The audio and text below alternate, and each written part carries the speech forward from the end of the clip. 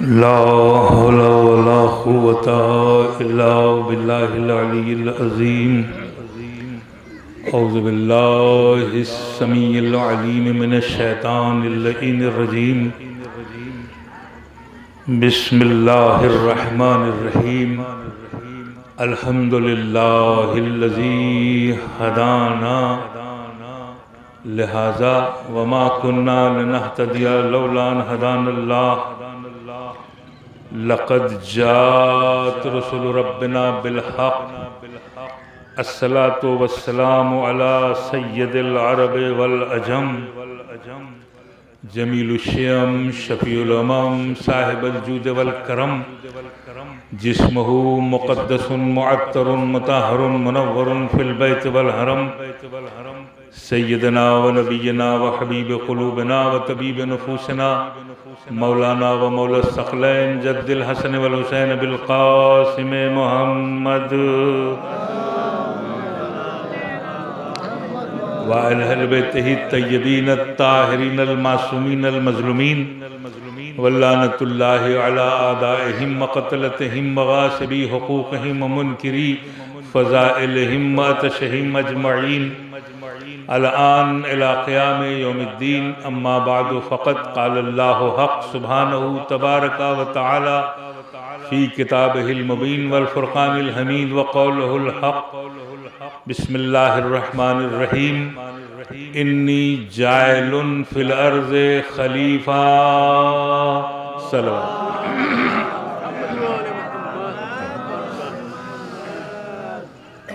अल्हम्दुलिल्लाह। अंजुमन सज्जादिया के ज़ेर एहतमाम ये 5 रोज़ा मजालिस और आखिरी दिन जश्न शरीकतुल हुसैन बड़े पाकीज़ा जज्बे और बुलंद हौसलों के साथ उसका आगाज़ आज की मजलिस से हो रहा है। और ये मजलिस जो आप सबके बुज़ुर्गों के ईसाले सवाब के लिए रखी जाती है हर बरस। मैं बहुत ही अदब और एहतराम से ये बात ज़रूर कहना चाहूँगा कि बुज़ुर्गों को याद रखिए, बुज़ुर्गों की यादों को ताज़ा रखिए। बुज़ुर्ग हमारी बुनियाद है, फाउंडेशन है, न्यू है। अगर वो लोग सही हैं तो हम सब सही हैं। और ये इस मजलिस का जो पहली मजलिस है उसका पूरा का पूरा मामला कब्रिस्तान के मोमिनीन और मोमिनात है ना, उनके लिए साले सवाब आपने भी पढ़ा भी। और इसमें कोई कैद नहीं है कि ये कब्रिस्तान सिर्फ हमारा इधर वाला नहीं, बल्कि ये पूरे कब्रिस्तान में जो मोमिनीन हैं उन सब की अरवाह खुदा उन सब के दर्जात को बुलंद करें और हम सबको भी तौफीक हो कि हम मजलिसों में शरीक हों इंशाअल्लाह। जिस तरह से आप आज आए हैं, कल भी आए, परसों भी, और 5 दिन ये सिलसिला जारी और सारी रहे। और जैसा कि करार साहब ने कहा कि ये आदत नहीं बल्कि इसको इबादत समझ करके हमें आना चाहिए। और यहाँ तो तकदीरों और मुक़द्दर वाले लोग आते हैं। होटलों पर उनकी बेंच पर तख्त पे कुर्सियों में बैठने क्या फ़ायदा? फ़ायदा है फर्श अज़ा पर आइए। फर्श अज़ा जहाँ फरिश्तों का नुज़ूल, जहाँ मासूमीन की तशरीफ़ आवरी, जहाँ अम्बिया और मुरसलीन और शुहदा और सालिहीन तशरीफ़ लाते हैं, उनकी बज़्म में आइए, है ना। एक ट्रिक, एक आदत को इबादत में बदल दीजिए, कन्वर्ट कर दीजिए। ये हमारे लिए बहुत ज़रूरी है। और एक बात, चूँकि इस प्रोग्राम में माशाल्लाह हमारे बच्चे जो सऊदी, दुबई और कोयत में हैं, वो भी मजलिसों को बड़े गौर से वहाँ बैठ के सुनते हैं और सुन रहे होंगे। उनको भी मैं बहुत ही इंतहाई सलाम करता हूँ और उनके लिए दुआगो हूँ। और आप भी दुआगो रहिए कि वो वहाँ बैठ करके और इस प्रोग्राम को बहुत ही ज़्यादा अपने से करीब करते हैं और फिर वो माले दामे दिरमे कदमे सुखने, उनका ताउन भी रहता है। तो इन प्रोग्रामों में, इन जैसे प्रोग्रामों में, इस प्रोग्राम में भी और इन जैसे प्रोग्रामों में ज्यादा से ज्यादा आप लोग हिस्सा लीजिए, ज्यादा से ज्यादा वक्त दीजिए। देखिए, दुनिया आपको घुमाती रहेगी मगर दीन आपको अपने मकाम पर लाता रहेगा। एक सलवात पढ़िए मोहम्मद वाले मोहम्मद पर। बस इतनी गुजारिश करनी जरूरी थी। और आप लोग हिस्सा लीजिए। अंजुमन के नौजवान बुजुर्ग तो बेचारे इतने एक्टिव हैं कि मैं तो इनको बचपन से ही एक्टिव देख रहा हूँ, है ना। लेकिन नौजवान कहाँ गायब रहते हैं, उनको भी शामिल होना चाहिए और शामिल हो। बस इतनी सी गुजारिश।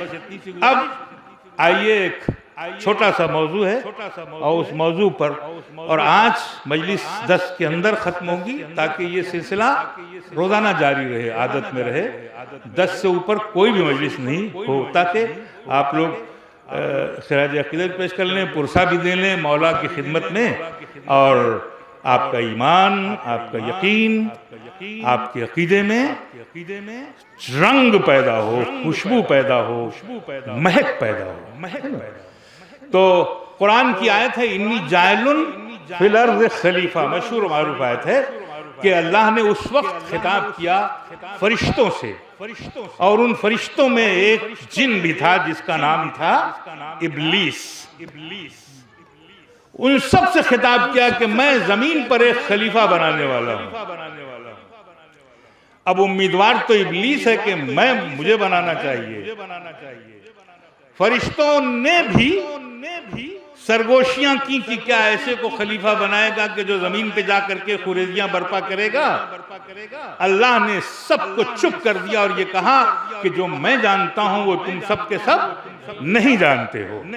और देखो, ऑर्डर मेरा ये है, हुक्म मेरा ये है कि जब मैं इसमें रूह फूंक दूं तो तुम सब के सब सजदे में चले जाना। सबने सजदा किया सिवाय इब्लीस के। अब अल्लाह का खिताब है, या इब्लीसो मा मन अका अन तस्जुदा लमा खलक़तो बियदैया। ऐ इब्लीस, तुझे किस बात ने रोका उसको सजदा करने के लिए जिसे मैंने अपने दोनों हाथों से बनाया था। अपने दोनों हाथों से बनाया था, अपने दोनों हाथों से बनाया था। मैं आपको ये कहानियां और ये किस्से तो आप सुनते रहे हैं, मैं तो यहां से आगे ले जाना चाह रहा हूं, बस इस पे रुके रहिएगा। अल्लाह ने कहा कि किस बात से तुम्हें रोका कि जिसे मैंने अपने दोनों हाथों से बनाया था तुमने सजदा नहीं किया। परवरदिगार, ये दोनों हाथों से तुमने किसको बनाया है? कहा सुना नहीं, ये खलीफा है। इन्नी जायलुन फिल अर्ज़ खलीफा, यानी खलीफा 2 हाथों से बनता है। अरे भाई, कहां बैठे हुए हैं आप लोग? खलीफा, देखिए मैं नबी नहीं कह रहा हूं, अल्लाह कह रहा है खलीफा। तो खलीफा कैसे बनता है? 2 हाथों से। वहां आदम 2 हाथ से बने, गदीर में अली 2 हाथों से बुलंद करके बनाए गए। मन कुंत मौला हो फहाजा अली मौला। सलवात पढ़े मोहम्मद आल मोहम्मद पर। खलीफा 2 हाथों से बनता है। खिलाफत 2 हाथों से चलती है। इस मकाम पर अंजुमन सज्जादिया के मशहूर शायर जनाब नजीर बाकरी के 2 शेर में आपकी खिदमत में अर्ज करके आगे बढ़ूंगा कि दस्ते नबी पे नुक्ते बाहे गदीर में, दस्ते नबी पे नुक्ते बाहे गदीर में, कुरान अपने कद पे खड़ा है गदीर में। कुरान अपने कद पे खड़ा है गदीर में, और चेहरे बता रहे थे पता सबके खून का। देखिए शेर देखिएगा, चेहरे बता रहे थे पता सबके खून का, नस्लों का इम्तिहान हुआ था गदीर। सलवात पढ़े अज़मत आल मोहम्मद पर।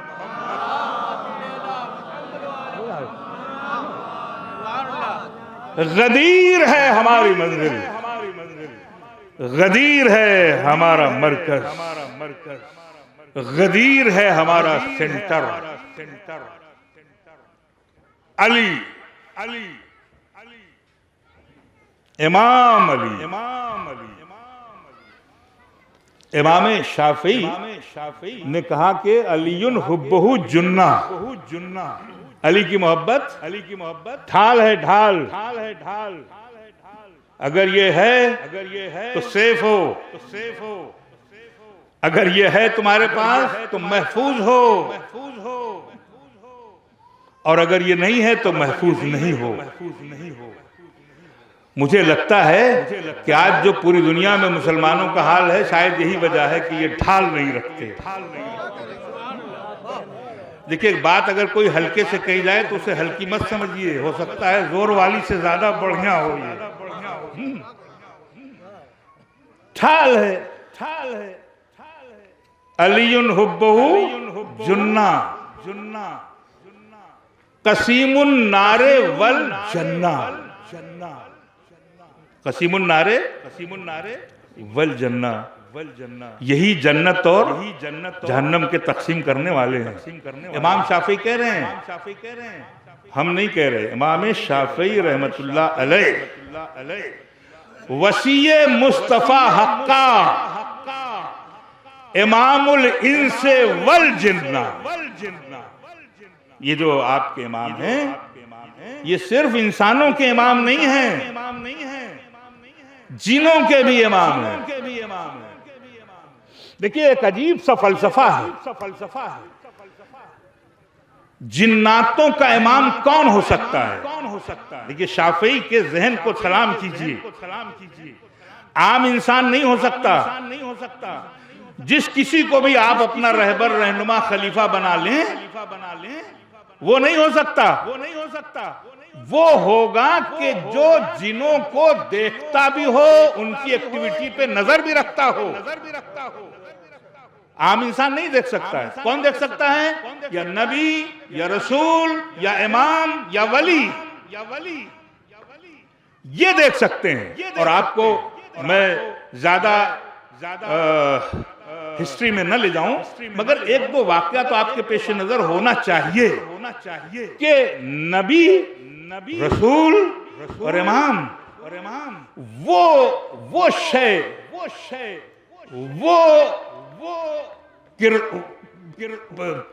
वो चीज जो नजर नहीं आ रही हो, दिखाई नहीं दे रही हो, तो उस पर हुकूमत कौन कर सकता है?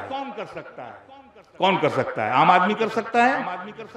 उसकी जरूरतों को आम आदमी पूरा कर सकता है? नहीं। अच्छा, इब्लीस को, ये जहनों में आपके रहेगी बात और मुझे दोहराने की जरूरत नहीं, इब्लीस को ये उसके दिल में कि मैं आदम और आदम की औलाद को बहकाऊंगा, परेशान करूंगा, है ना? इन्नहु लकुम अदुव्वुम मुबीन, ये तुम्हारा दुश्मन है। और उसने बहकाया। सबसे पहला जमीन पे जो खून का कतरा गिरा वो हाबिल का था। काबिल को बहका करके उसने ये काम किया कि देखो, मैंने तुम्हारे आदम के बेटे को ही बहका दिया। उससे आगे बढ़ी मंजिल, नूह की कौम को वो बहकाता रहा। और नूह सुबह से निकलते थे तबलीग करने और शाम को आते थे तो जख्मों से चूर होते थे। शाम को जिब्रील आते थे, अपने परों से उस जख्मों को मुंजमिल करते थे, मरहम लगाते थे, और सुबह को फिर तैयार हो जाते थे, फिर निकल जाते थे। गौर कर रहे हैं आप? यानी मैं थोड़ी देर मेरे साथ रहिएगा, आपको बड़ा लुत्फ आएगा। आज का उन्वान कुछ अजीब सा बनने जा रहा है। ये सिलसिला रहता था। नबी के जख्मों का मरहम है फरिश्ते का पर। हाय, देखिए आप, नबी के जख्मों का इलाज फरिश्ते का पर है। लेकिन जब फरिश्ता जख्मी हो तो कौन इलाज करे? सिवाय हुसैन इब्ने अली के कौन है? अल्लाह अकबर। नूह गामजन है। अल्लाह कहो खुदा है। जब कौम बिगड़ गई तो अल्लाह ने कहा कश्ती बना दी। मैं हिस्ट्री में उलझाऊंगा नहीं, आपको सब मालूम है। कश्ती बन गई, तैयार हो गई, पानी जमीन से निकला, आसमान से बारिश हुई, कश्ती में बैठे हुए लोग 40 या 70 है ना, कश्ती चलती रही और चलते चलते कश्ती इब्लीस ने खबीस को भेजा कि मौका बहुत अच्छा है। अच्छा देखिए, दुश्मन है वो, ये ध्यान में रखिएगा। ये थीम, असल जो मौजू है वो थीम ये है। असल कश्ती में लोग हैं जो 70 हैं। अगर इनको पलट दिया जाए तो आदम की मखलूक खत्म, वजूद खत्म। वही वो चाह रहा था। उसने खबीस जो बहुत ताकतवर था, बहादुर था, उसको तैयार किया और उसने कहा ठीक है, ये काम तो मैं कर लूंगा। वो बढ़ा और बढ़ने के बाद जैसे ही कश्ती के करीब पहुंचा, उसने देखा कि कोई पानी पर घोड़ा दौड़ाता हुआ आया।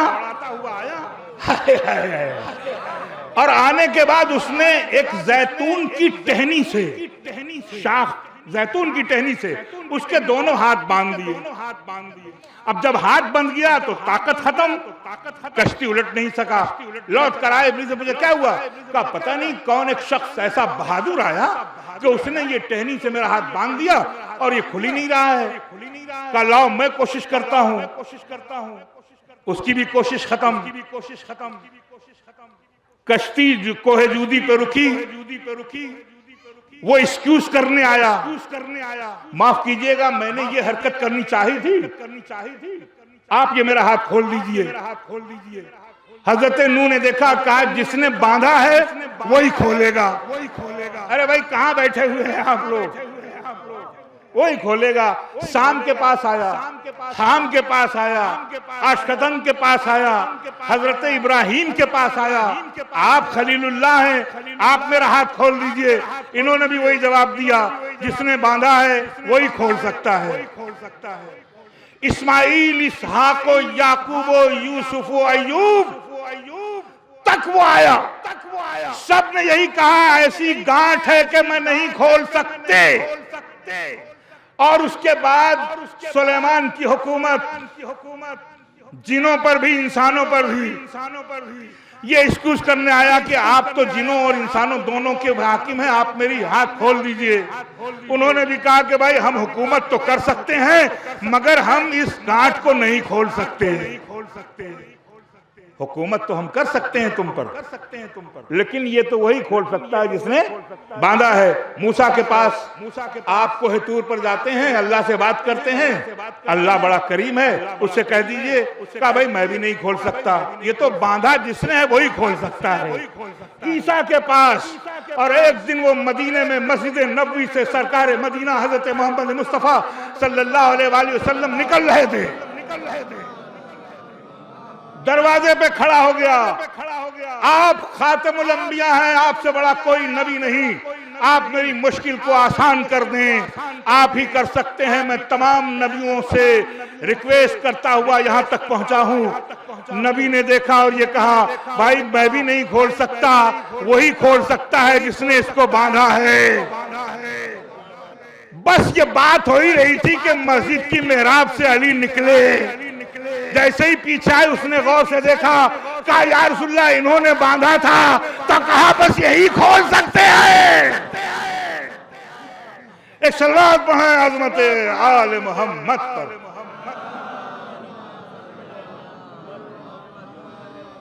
इमामुल इंस वल, ये जिनों का इमाम। अली ने कहा देखो इंसानों को परेशान करना बंद करो, हम इसे खोल देंगे। उसने कलमा पढ़ा और अली ने जाहिर है मुश्किल कुशा, मुश्किल की गुरहों को कौन खोलेगा, खोल दिया।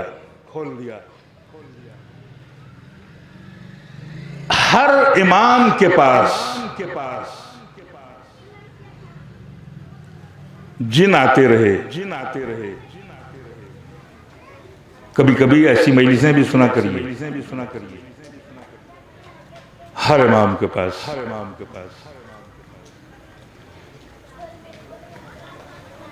सुलेमान की हुकूमत थी। इब्लीस ने सरकश जिनों को सरकशी करने पर आमादा किया। सुलेमान ने वार्निंग दी 2-3 बार कि भाई ऐसा मत करो। मसलन करते क्या थे वो, जो आप सबको मालूम है कि वो आप मसलन खाना खा रहे हैं, खाना उड़ा ले गए, बिस्तर आपका वो उठा ले गए। लोग पेड़ ट्रीज के नीचे होते थे, पेड़ हिला रहे हैं, डिस्टर्ब कर रहे हैं। ये काम था उनका, सरकश। लेकिन जो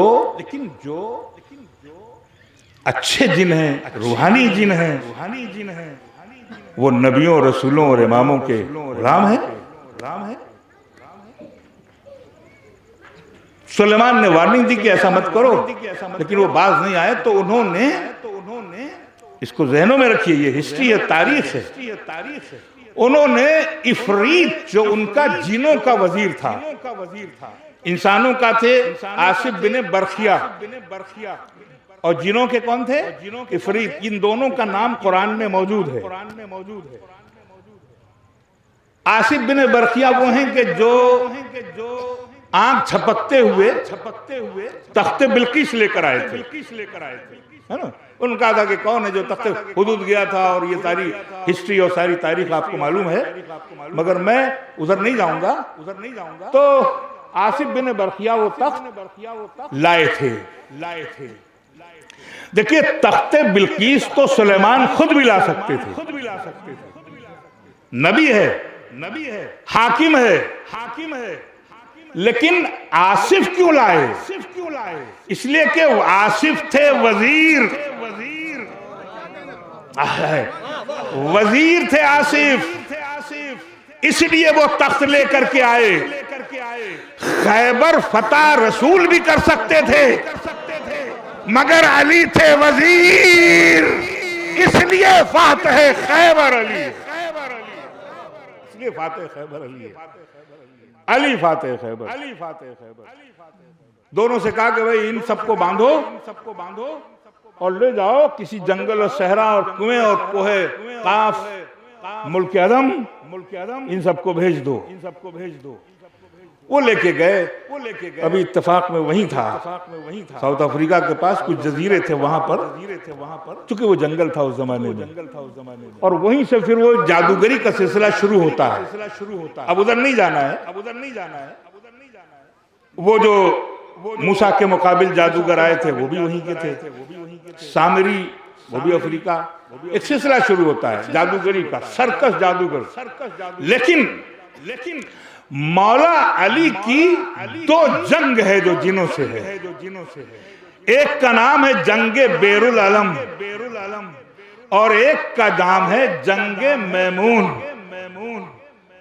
इन दोनों का जिक्र आप जरूर सुनते रहे होंगे, यकीनन सुनते रहे होंगे। ये सुलेमान के कैद किए हुए जिन जो कुएं में थे, तो जो भी जाता था, देखिए थीम को समझिएगा, हिस्ट्री तारीख को जहनों में रखिए। कैद थे उसमें, बाहर निकल नहीं सकते थे, तो करते क्या थे कि जो भी कोई डोल डालता था पानी के लिए, उसकी डोल काट लेते थे, यट खींच लेते थे। ये काम था उनका। और उनका भाई बाहर नहीं निकल सकते, हमारी हुकूमत है यहाँ कुएं में, हमको तो सुलेमान ने जगह दी है। तो किसी जंग से लौट रहे थे रसूल, प्यास का एहसास हुआ। मौला अली को कहीं भेज दिया किसी काम से। उनके लश्कर में थे रबिया। उनसे कहा रबिया आप जाओ और जाकर के पानी ले आओ। रबिया गए, नीचे से उन्होंने डोल काट लिया और एक कहा लगाया। उन्होंने कहा भाई तुम लोग कौन हो? काम जिन है, पानी नहीं ले आने देंगे, हमारी हुकूमत है, हमारी इसमें पानी है। देखिए पानी का झगड़ा इंसानों में भी था और जिनों में भी हो गया, है ना। कहा नहीं, ये तो पानी अल्लाह की दी हुई गिर है, इसको हमें ले जाने दो। और फिर तकरार हुई और फिर वो उनके यहां से शोले निकले और इत्तफाक से रबिया शहीद हो गए। अब चूंकि जिन्होंने ये गलती की कि एक लश्करे इस्लाम के सिपाही को मारा, लोगों को जंगों की मीनिंग नहीं मालूम, जंग होती क्यों है, या इस्लामिक जंग जो हुई तो क्यों हुई है। लोग कहते हैं जंग हुई, जंग की नहीं, जिहाद किया है, दिफा में किया है। जंग बैरुल अलम अली ने लड़ी क्यों? इसलिए कि एक लश्करे इस्लाम के सिपाही को उन्होंने मारा। अब जरूरी है जंग हो, है ना, ऐसे नहीं कि चले गए, या ये नहीं कि डोल काट दी, ये इतना बड़ा जुर्म नहीं कि उसे जंग की जाए। अब वो एक खुराम बर्पा हो गया, मौला अली थे नहीं, खैर हो, लेकिन प्यास तो सबको लगी हुई है। तो रसूल ने एक साहब से कहा कि जाओ और जाके तुम ले आओ पानी। अब एक साहब कौन है आप समझ रहे होंगे। वो जो गए तो उन्होंने बड़ी डर के तो डोल डाली और आहिस्ता वहां खड़े रहे चुपके से। एक बार तो उन्होंने जैसे खींचा और कहकहा लगाया जोर सा, ये वहां से भाग लिए और आए हाँफते डापते, या रसूलुल्लाह का क्या हुआ, कहो तो जिने वहां उसमें का, फिर फलां साहब आप जाइए। ये गए, उनसे भी जल्दी लौट करके दौड़े हुए आए। फिर एक साहब गए। अच्छा, इस बीच मौला भी आ गए। कहा अब अली तुम जाओ। मौला अली गए और जाने के बाद उन्होंने कहा कि भाई तुम लोग ये क्यों कर रहे हो? कहा भाई हमारी हुकूमत है, हमारे अंडर में पानी, हम नहीं देंगे किसी को पानी। कहा नहीं, हम लोग प्यासे हैं। कहा तो फिर बाहर निकलो अगर बहादुर हो तो। मौला ने कहा, उधर से उसकी आवाज आई कि अगर आप बहादुर हो तो आप आओ। तो एक मरतबा मौला ने तकबीर लगाई, नारे तकबीर अल्लाह अकबर कह करके जुल्फिकार लेकर के कुएं में कूद गए और जंगें करना शुरू की उन्होंने। पहले तो पानी की सबील की, वो जो डोल लोगों ने खींचे थे उसमें पानी भरा और कहा कंबर ले जाओ और ले जा करके लश्कर इस्लाम को, मेरे रसूल को पानी पिलाओ। जंग हुई। मैं जल्दी में आपको, ये वाकया तो बड़ा लंबा है लेकिन मुख्तसर कर रहा हूं। जंग की मौला अली जुल्फिकार से तकबीर, नारे तकबीर अल्लाह अकबर की बुलंद करते रहे और मारते रहे। कुछ देर बाद खामोशी हुई तो उधर से आवाज आई कि ऐ अबू तालिब के लाल, हम पर रहम करो। ऐ अबू तालिब के बेटे हम पर रहम करो। ऐ अबू तालिब के बेटे हम पर रहम करो। का देखो रहम उस वक्त होगा कि जब तुम सरकशी बंद कर दो। इस जिनों के सरदार का नाम था राद ईमान लाता है। उसके बेटे का नाम है बर्क और बर्क के बेटे का नाम है जाफर जिन। यह है इतिहास आपका, यह है आपकी हिस्ट्री। हिस्ट्री को समझिए। जहां से एक सिलसिला शुरू होता है नेक पुकार जिनों का। राद ने कहा आप मेरे सर पर सरदारी का ताज रखिए। मौला अली ने नादे अली पढ़ करके उसके सर पे सरदारी का ताज रखा कि आज से तुम अपनी कौम के सरदार हो। सरदार बनना है तो अली से मोहब्बत करना सीखो। सरदारी कहीं और नहीं मिलेगी। सरदारी मिलेगी तो सिर्फ और सिर्फ अली की चौखट पे मिलेगी। यही बात कंबर भी समझ रहे थे, यही सलमान भी समझ रहे थे, यही बूजर भी समझ रहे थे और यही फिजा समझ रही थी। यही समझ रहे थे कि सरदार बनना है तो इस चौखट पे आओ। इस मकाम पर आओ, यहाँ सरदारी मिलती है। रात के सर पे मौला अली ने ताज रखा। रात का इंतकाल हुआ। बर्क ने मौला अली से दस्तार बंधवाई और फिर गाहे बगाहे वो आ जाता था मौला से पूछने के लिए सवाल कम्युनिटी के लिए विलायत अली। माफ कीजिएगा, हमारे यहाँ तो इंसानों में काफिर, मुशरिक, मुनाफिक सब हैं, लेकिन उनके यहाँ या तो मोमिन है या काफिर है, वहां मुनाफिक नहीं है। अलीयुन वलीउल्लाह सब पढ़ने वाले हैं।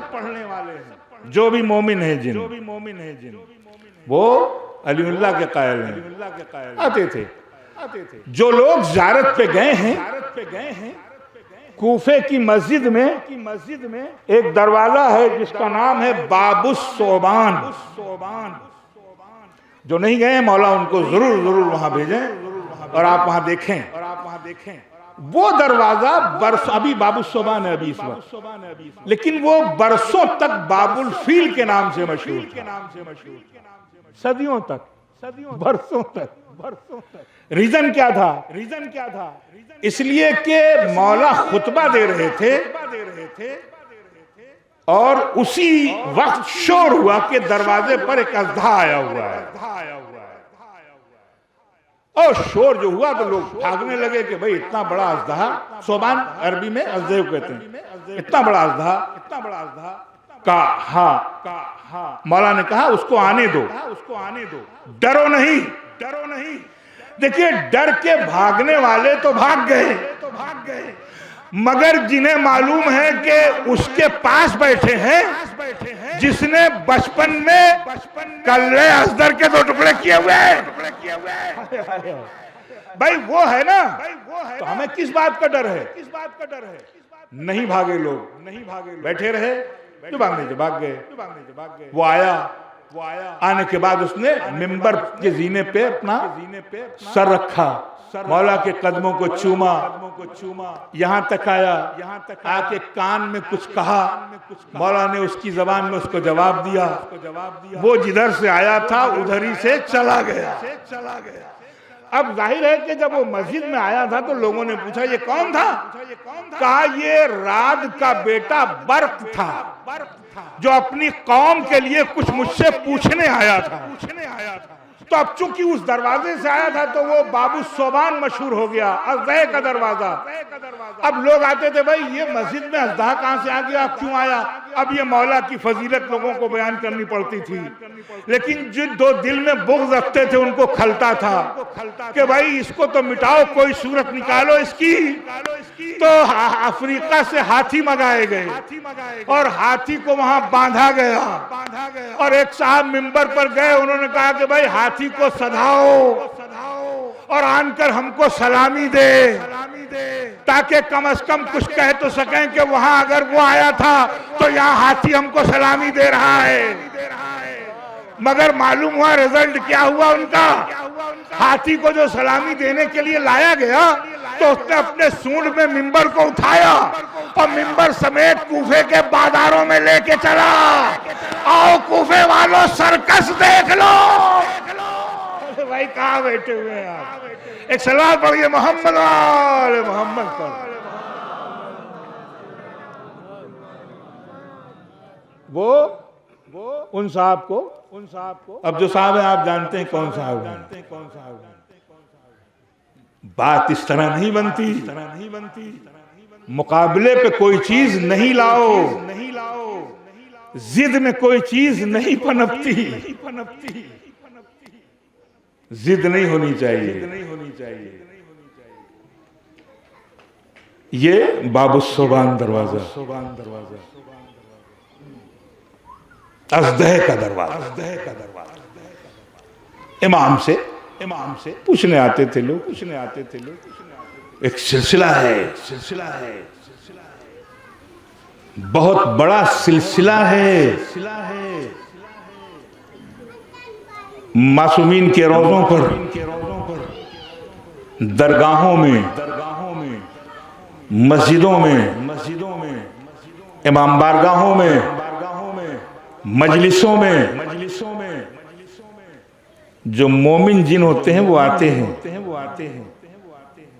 मजलिसें सुनते हैं वो, और उनकी खुद की भी मजलिसें होती हैं, उनकी खुद की भी मजलिसें होती हैं, और अज़ादारों की हेल्प करते हैं, अज़ादारों की मदद करते हैं, ज़ायरीन की मदद करते हैं। आपने सुना होगा कि 70,000 फरिश्ते मौला हुसैन के रोजे का तवाफ करते हैं मुसलसल। ये भी हजारों की तादाद में तवाफ करते हैं, आपके जुलूसों में शामिल होते हैं, जो अच्छे जिन होते हैं। रात का बेटा बर्क है और बर्क का बेटा जाफर है। बर्क दुनिया से जब चले गए तो जाफर आए। मौला ने कहा, जाफर तुम्हारी दस्तार मेरा बेटा हुसैन रखेगा। सुने, तुम्हारे सर पे जो दस्तार रखी जाएगी कौन रखेगा? हुसैन रखेंगे। अब आप कुछ लिंक समझ रहे हैं ना? यानी मैंने रात और बर्क तुम्हारे जो बाप दादा थे उनके ऊपर रखा था, लेकिन तुम्हारे सर पर कौन रखेगा? हुसैन रखेंगे। इमाम हुसैन ने अपने हाथ से जाफर के सर पे ताज रखा, दस्तार बांधी, सरदार बना दिया और चला गया। हर बरस सरदारी का जश्न मनाता था वो। हर बरस और उस जश्न में वो सबसे पहले आता था नजफ। मौला अली को सलाम करता था, मदीने जाता था, रसूल को सलामी देता था, महल्ले बनी हाशिम में आता था, सलामी देता था। हर बरस वो सलामी देता था। एक वाकया जो बहुत अहम आप लोग सुने होंगे और सुनते रहते हैं। जाफर जिनों में से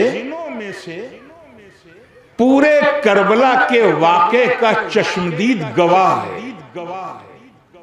जाफर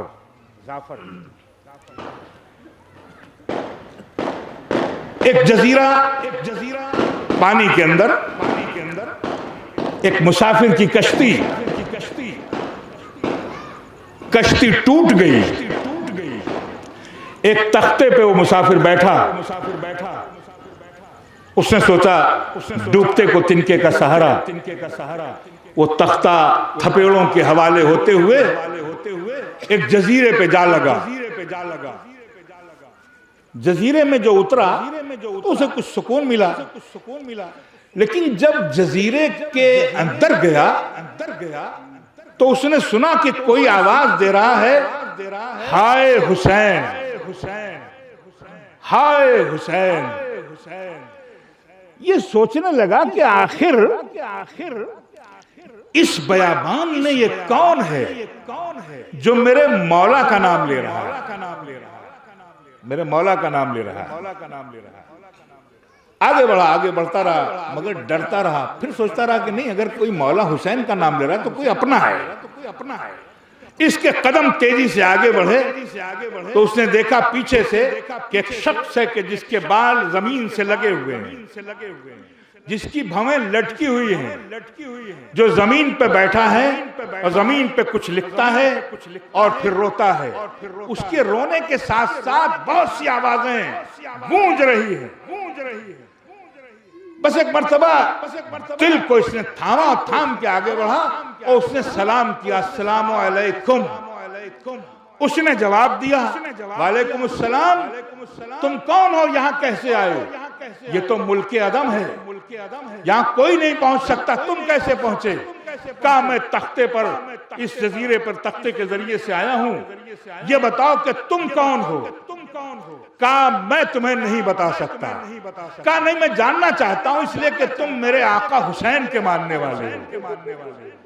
तुम ये जमीन पर जो लिख रहे हो मेरे मौला का नाम, या हुसैन या हुसैन या हुसैन, तुम मेरे मौला हुसैन के मानने वाले हो, तुम बताओ कि तुम कौन हो?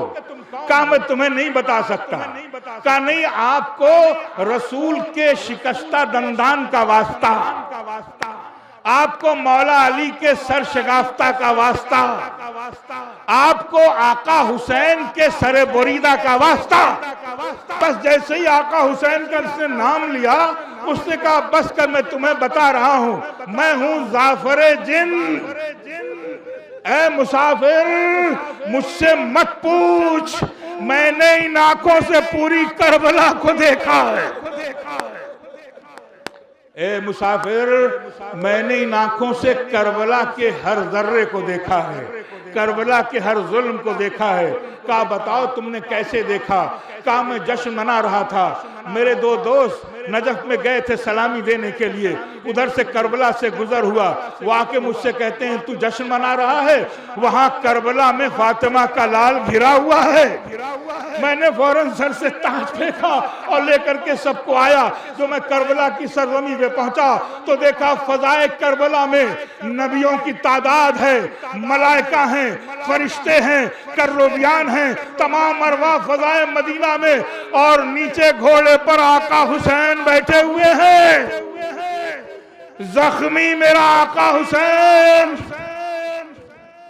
लजामे फरस को कोई पकड़े हुए है, दाहिनी तरफ कोई खड़ा हुआ है, बाईं तरफ कोई खड़ा हुआ है। मैंने उस भीड़ में ये सोचा मैं कैसे आका हुसैन के करीब जाऊं, कि मैंने दूर से सलाम किया और आवाज दी, आका मैं जाफर आ गया हूं, मैं आपके करीब कैसे आऊं?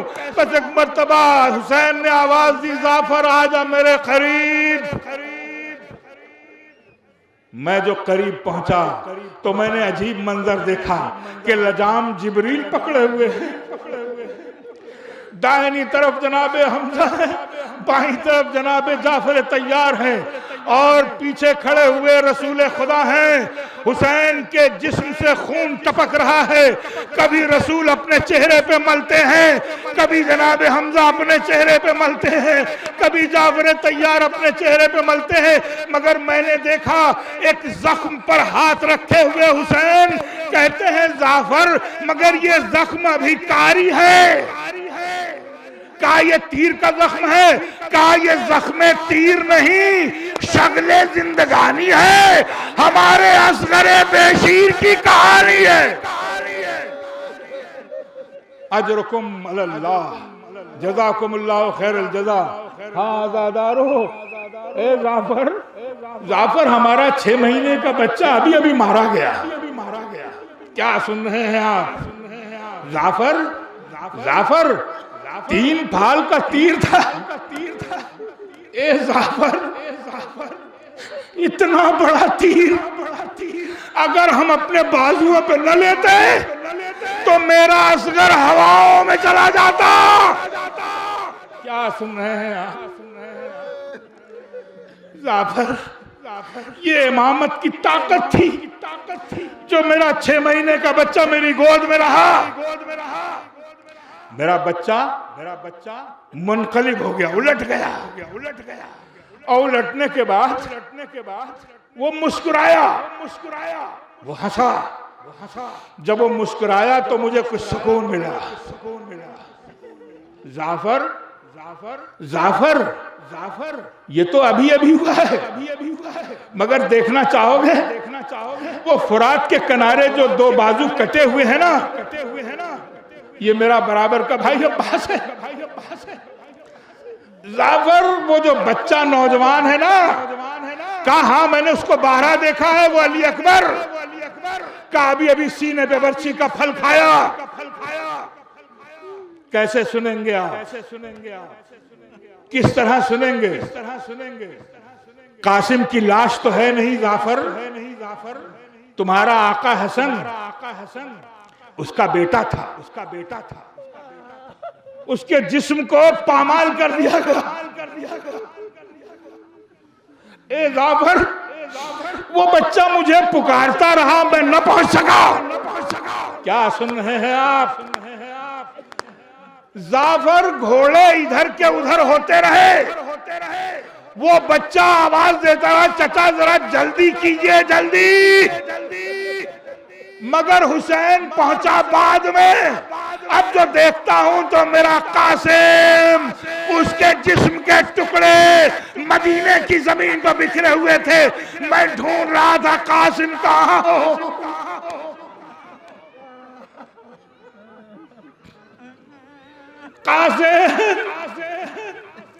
कासिम मेरा बच्चा कहां है? लेकिन कासिम की कोई आवाज ना आई। फिर मैंने आवाज दी, कासिम तुम्हें इमाम वक्त आवाज दे रहा है। जैसे ही कहा, कासिम के जिस्म के टुकड़े फजाए करबला में आवाज दी, लब्बैक या हुसैन, लब्बैक या इमाम। क्या सुन रहे हैं आप? जज़ाकुमुल्लाह खैरुल जज़ा। हाँ ज़ादारो, मजलिस शहजादी आती है, और शहजादी के साथ साथ ज़ैनब भी होती है, और ज़ैनब के साथ साथ 4 साल की सकीना भी होती है। और हर रोने वाले के आंसू को फातिमा रुमाल में लेती है। मगर सकीना गौर से ताज्जुब से सबको देखती है और पूछती है, फूफी अम्मा ये कौन है जो बाबा पे रो रहे हैं? कौन है जो बाबा पे आंसू बहा रहे हैं? कहा ये तेरे बाबा के चाहने वाले हैं। बस सीने पे हाथ मार के कहती है कि काश के ये सब करबला में होते, अगर होते तो मैं प्यासी न रहती। फूफी अम्मा अगर ये सब होते तो मुझको शिम तमाचे न मारता। दुआ देती है सकीना। जैसे फातिमा आती है ना, इसी तरह जाफर भी आते हैं। ये जाफर जिनका जिक्र हो रहा है, हर मजलिस में, हर मस्जिद में, हर इमामबाड़े में, हर जुलूस में आका हुसैन का जिक्र सुनने आते हैं, उनका तस्करा सुनने आते हैं। जाफर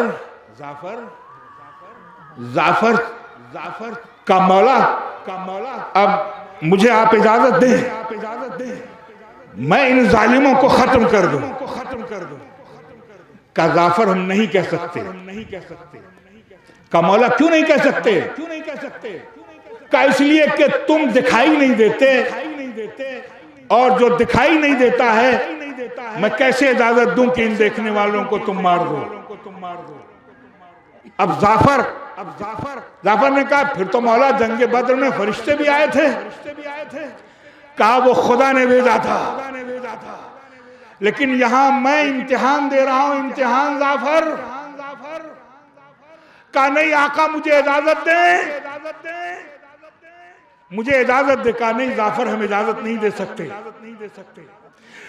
बस ये गुफ्तगू हो ही रही थी, मजलिस तमाम कर रहा हूं कि एक मर्तबा हुसैन के लिए जाफर कहता है, वाकया मुसाफिर से बयान कर रहा है कि मैंने देखा हुसैन कह रहे हैं कि जिब्रील जो लजाम फरस पकड़े हो, आदम से कह दो कि अब जाएं, नूह से कहो जाएं, इब्राहिम से कह दो कि दादा को सलाम। आपने बच्चे को जिबा के वक्त आंखों पे पट्टी बांधी थी, मगर हुसैन ने अली अकबर के सीने के बर्छी के निकालते वक्त आंखों पे पट्टी नहीं बांधी है। मेरा इम्तिहान है, मैं इम्तिहान दे रहा हूं। इम्तिहान